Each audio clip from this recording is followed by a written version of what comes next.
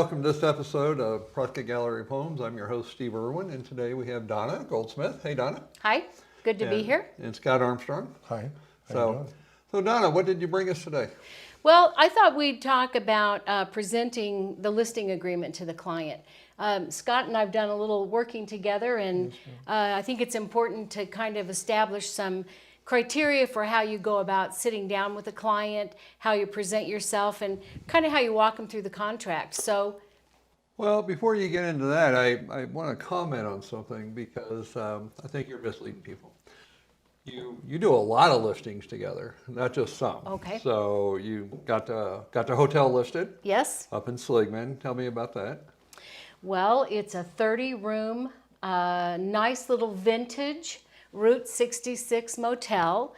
And it's so much fun to talk about it because you get to talk about Seligman, and it's become one of my new favorite places. It's What do fabulous. you think? I'm really enjoying going up there quite a bit with you, and I think it's prior history with the Route 66. Yeah, You and can't you guys are dominating the Seligman market. Well, we're working on it because, We're trying to. It's a great place to go and bug out, and a lot of Californians coming over to do that. Yeah. Yep, a lot of Californians, people from Phoenix too. Excellent. They're looking for a place to camp. They're looking for a place to hunt. Affordable land. Affordable land, large parcels. Large parcels. Many of the parcels are 36 acres and up. You can find smaller ones, but it's beautiful country. And if you just zip down I40, you might not know what's back there, but it's really spectacular. It's pretty nice. One of my favorite places to eat in the state. Great place. Yeah. We've enjoyed some lunches there. and Yeah. Now this great breakfast. restaurant in Seligman? Yes, it's West Side Lilo's. Oh. Yeah, well, very good food. And then there's also the famous, what's the name of the little hamburger joint? Yeah. Snowcap. Like a Snowcap. The Snowcap. It's been yes. there forever. Yeah. I mean, if you haven't been to Seligman, it's worth a drive because it's very nostalgic. And here's a little piece about Seligman Okay. that most might not know.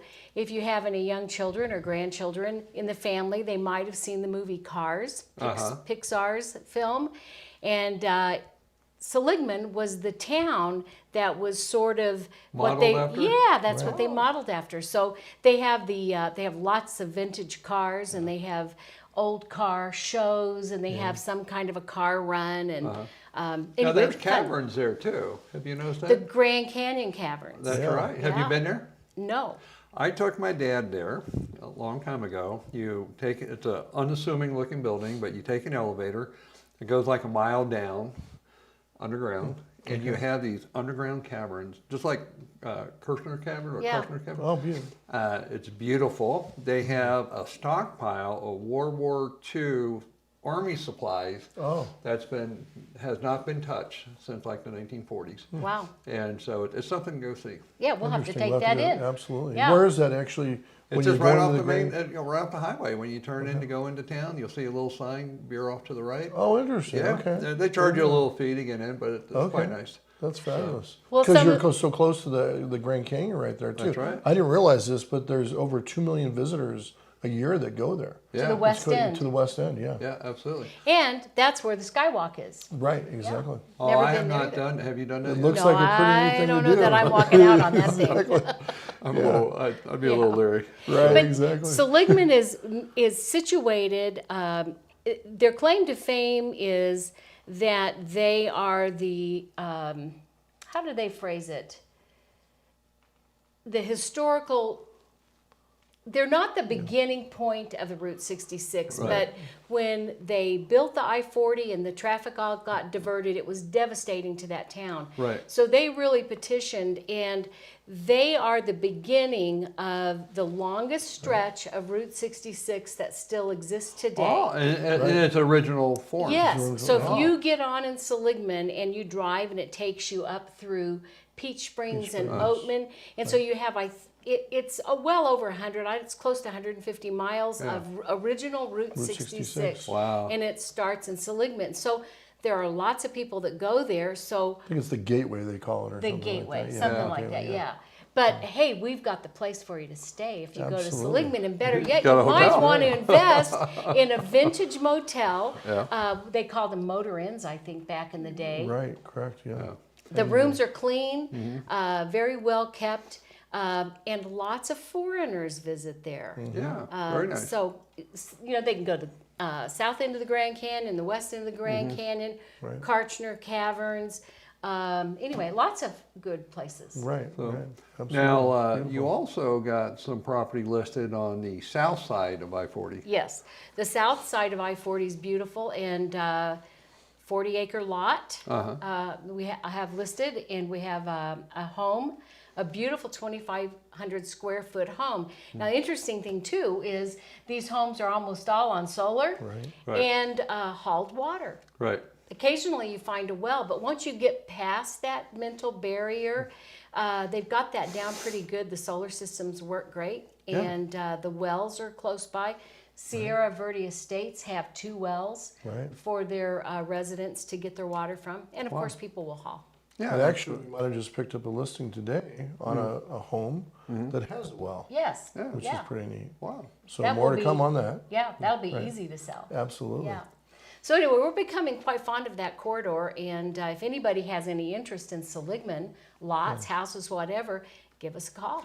Well, and there's not a lot of real estate salespeople in the Seligman area, and you actually, your personal residence is not that far from Seligman. Right. I live on Williamson Valley Road, so I can actually get on Williamson Valley Road. It turns to dirt right about where I live, and boom, I'm not 30 even miles. 40 miles. Yeah. Yeah. Yeah. Well, Quick, good. little Excellent. quick little trip. Yeah. That's Yeah. right. We're going there Saturday. That's right. Showing properties to some Californians. Yeah. So, so you brought a copy of the listing agreement. This is the standard contract that all Prescott realtors use, pretty much. Tell us a little bit about what's in your contract and what do you do to prepare for that? Well, what we do to prepare for that was we always identify the property first. And so this particular contract calls out for a residential lot or land, anything like that.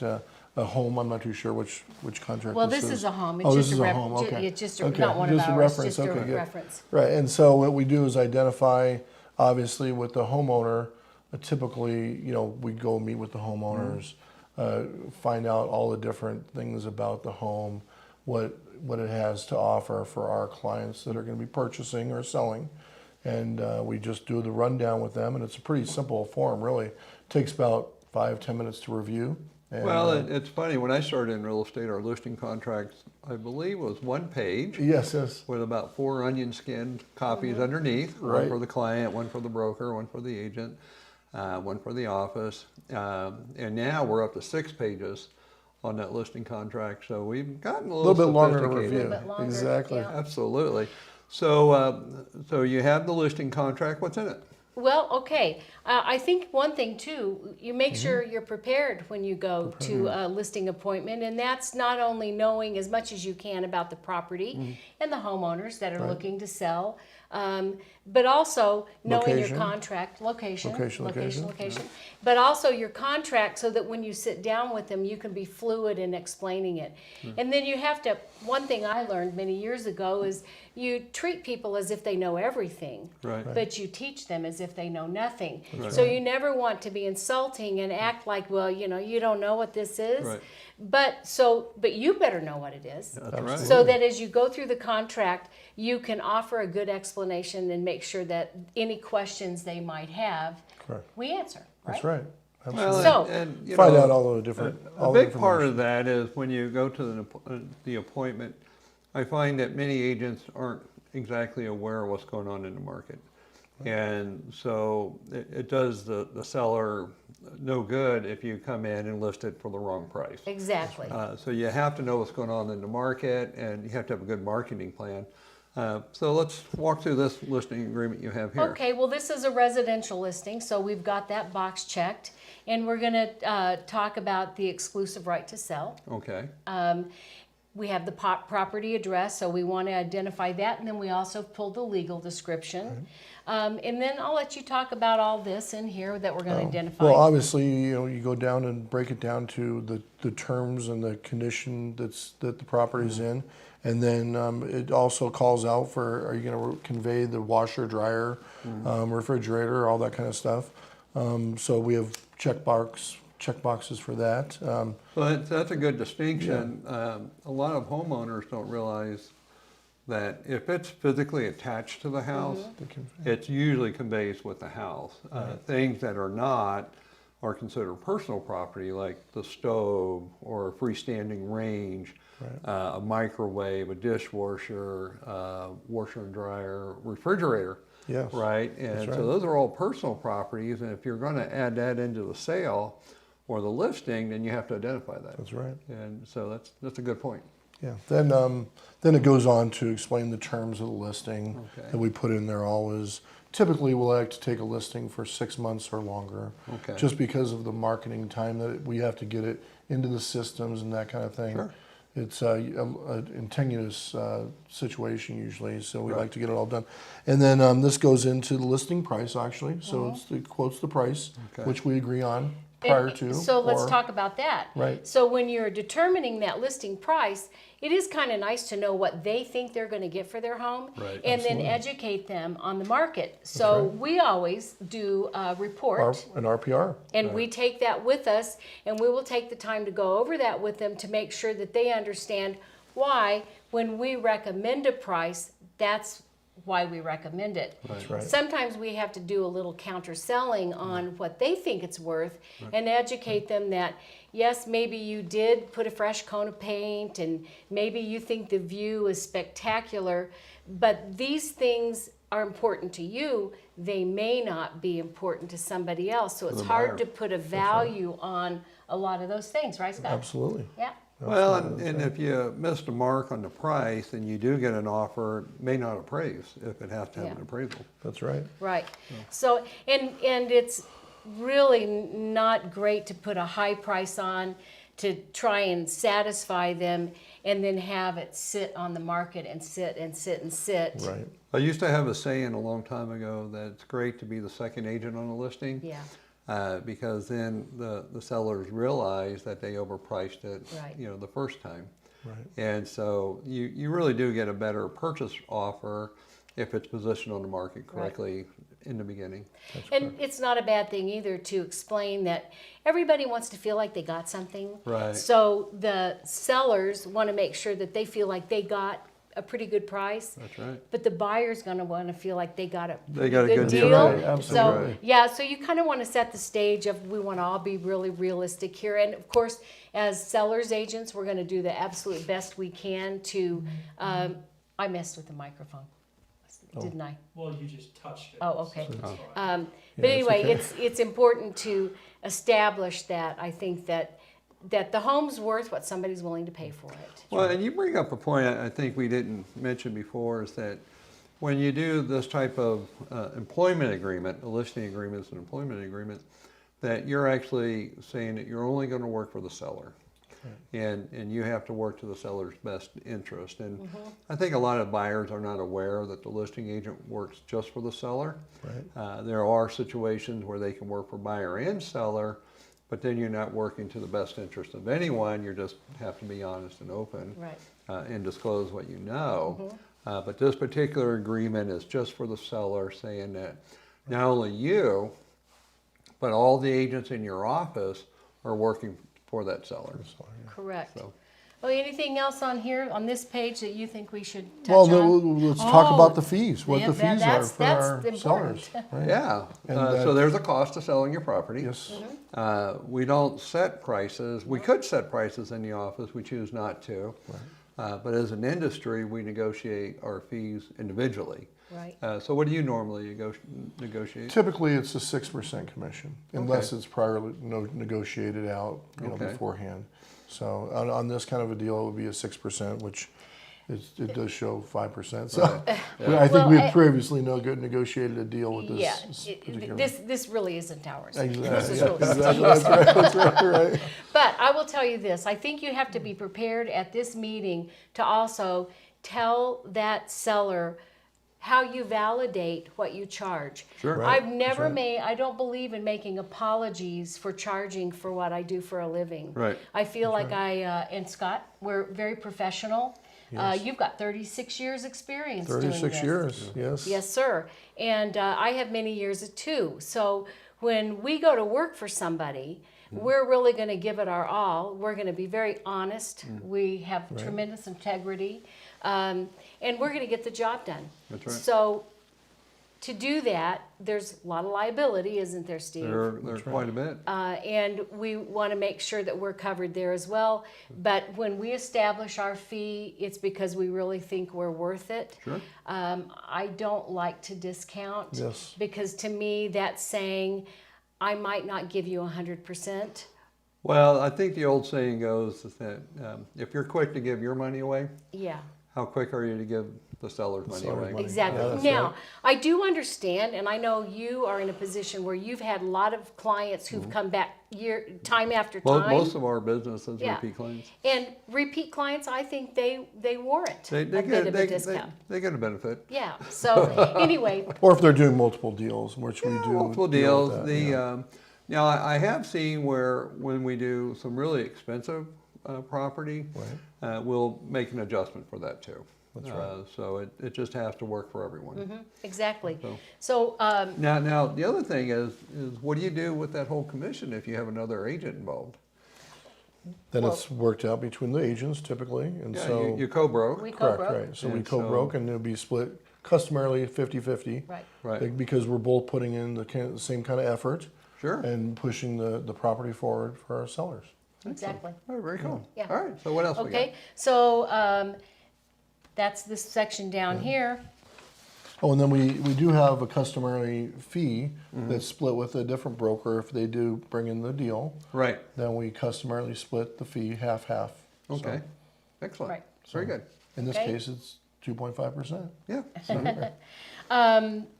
Okay, so we talk about some other things that they need to do, like the disclosure, seller's disclosure. That's really important. We talk about that there will be a form for them to fill out on that. Not at this moment necessarily. We typically leave it for them to do. So there's some Yeah. seller responsibilities. You know, the big one is if they're moving out of town is that we want them to keep the utilities on, Right, That's right. particularly during the winter when it's really Right. cold. right, We want to keep the house insured. We want them to make the house available. And that's always hard because if you have renters or small children or you work from home, sometimes they limit your ability to show the property and that really hurts the sell on it. So there's some seller responsibilities. right, right. So we do discuss those. That's right. Then we go into all of the different owners, so that's the owner obligations, and then Sure. the listing and broker obligations for the listing and brokerage, and then Am I turning too fast? yeah, no, you're fine. Okay. We can flip through it Yep. pretty fast, and then all the different things, identifications, where we're going to put our lockbox, if we're going to put a lockbox on the property, You need special permission from the seller. correct? As well as for a sign. And Right. for a sign. That's Right. right. And there's a lot of rules around that. You know, if you're in an HOA, the size of the sign could be different. Right. Some HOAs, some properties, you can only put a sign in the window. Right. You know, particularly on those ones that have leased land. So on them. So that's, part of your homework is That's a lot of figuring, Due diligence, yeah. getting prepared Absolutely. for that, yeah. We also want to know if there's a home warranty that the seller's willing to cover or half, but there's a section there to fill that out, so we do discuss that. You know, and Besides- that home warranty research has shown from the National Association of Realtors that properties that offer a home warranty usually sell for about 15% more value. Yeah. So home warranties are worth the money. Yeah, Absolutely. Nice. I think, and then they only cost like $550 for the Yeah, premium. depending on an average house, if you have a large home with multiple units, and it could be more, but usually $500 to $600 is what I've seen. yeah, So very That- reasonable. Yeah. very reasonable. Okay, so we might share some recommendations in getting prepared to sell it. Of course, we always observe the equal housing opportunity for Right. anybody looking for a home. And then we really, there's a lot of legalese, and we always want to give them an opportunity to read that and not rush them through this contract, because it is a contract. Well, and one of the things that changed recently, it used to be that we had to give them a copy of their contract as when they sign it, and now the department came out with a ruling that says as soon as practical. Okay. And so that means usually we get it signed and we email them a copy that day or the next day. Okay. Let's see. Probably then we're back to the signature Signature page, and once that's signed, we're ready that we can start the process of getting it on the MLS. There's some other forms that do need to be filled out, like the input form, but this is the contract. What else? Correct. Oh, there's a little spot in here that gives all of the different things that you might be, this one explains that there's commissions payable to the seller, leasing agent, blah, blah, blah, management. Right. So there is a little section where you can disclose certain things. All the costs involved. Exactly. So now, because we're a member of the National Association of Realtors and the Arizona Association and the Prescott and many others, once this is signed, our policy is it's supposed to be marketed in the MLS within 24 hours. Correct. That's what our office policy is. Our association has a very similar policy. So once this is signed, we should be ready to go. Right. If they're not ready to put the property on the market, then there's an exclusion form they fill out and complete, and then that can give them more time if they need it. So, but when you do sign the listing, you should be ready to go. Right. That's right. Yeah. So that's it. That's it. Excellent. Well, that's actually pretty easy then. Yeah, it's pretty easy. Yeah, it's pretty easy. And What are some of the things that you want to tell a homeowner to prepare for to get their house on the market? well, I would prepare them by saying, the more you can do to make your home presentable, the better. Wouldn't Declutter. you say? Declutter. There you go. Yeah, especially if you've been in the home 20 years, you tend to collect a lot of stuff. That's right. Right, and so if it looks cluttered, people can't see the bones of the house, is what we say. So declutter, clean, curb appeal is really important. I seen a listing, we had an appointment to go show, and the buyer decided not to go in because of the curb appeal. Right. And even though the house was beautiful on the inside, couldn't get past the curb. Right. So curb appeal, declutter, clean, make And it then presentable. some really nice photos. Right. And we do have somebody that is a professional photographer. Sunshine. Right. Those are Yeah, great. I use Sunshine personally because she does a great job. Right. She does the drones, the videos, and HDR photos, so she does really nice. And there's other ones that we've used too over the years too. But photos sell a house because of the whole pandemic thing, and that people love looking at the photos and videos online. Right. And again, preparing for those photos is important because you don't want clutter in the photos. That's or an right. unmade bed or pile of laundry on the floor, even though we all have that happen in our own home. The photos can sell that. So if they've seen beautiful photos of the home, but they catch you on an off day, they're more forgiving if the lawn hasn't just been cut or there's some dirty dishes in the sink. Yeah. You want to make sure that all your light bulbs are all been changed out if there's any blank ones. Air filters, So, a lot of people overlook that, Yeah. but I've had clients look in air filters. Yeah. Yeah. And so, well, very good. I appreciate that. So Thank you. It was great opportunity to learn a little bit about our listing contracts. Nice to be here. Thank you. Thank you. All right, thanks. Thank you. All right, thanks everyone for tuning in to this episode of Prescott Gallery of Homes.